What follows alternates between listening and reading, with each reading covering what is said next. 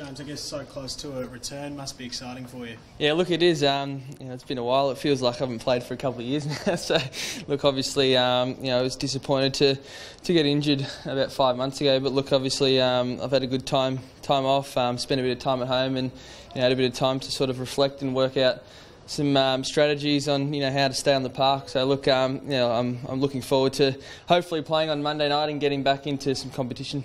What's been your inspiration while you've been off? I mean, a lot of athletes look at other athletes, see how they've recovered. Other ones are, driven by the fact that they've got contemporaries come in, taking their spot. I mean, what's driven you?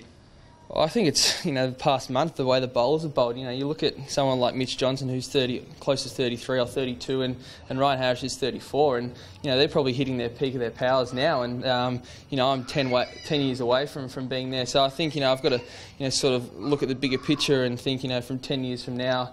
Hopefully that I'm round about there and have a good career. Could you be the linchpin for the Renegades? Unfortunately, they've had a couple of losses to start the season.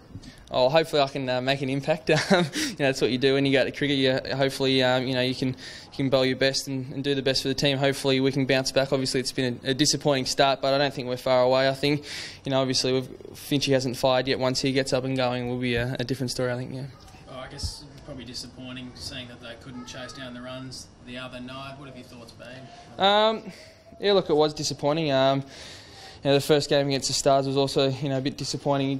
They got off to a pretty good start, and it was hard to, 200 on the board's hard to chase down in 2020 cricket. So I think, we're not far away. It's, there's some good signs. Obviously, Joss has been in good form for us.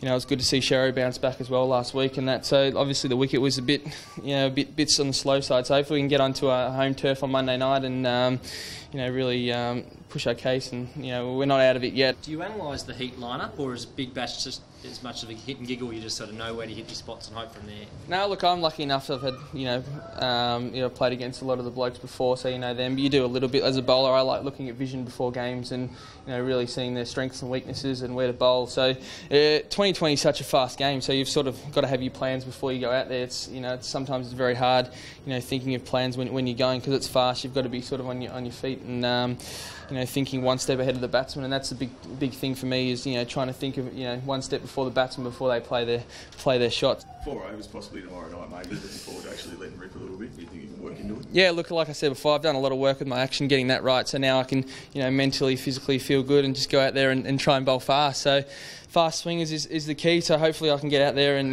let it rip, and it'd be good to be back out there. Will you play your best cricket when you're aggressive? Will you be any sledging out there first game back, or? I don't know. We'll have to wait and see. I don't plan to sledge anyone, but we'll see what happens.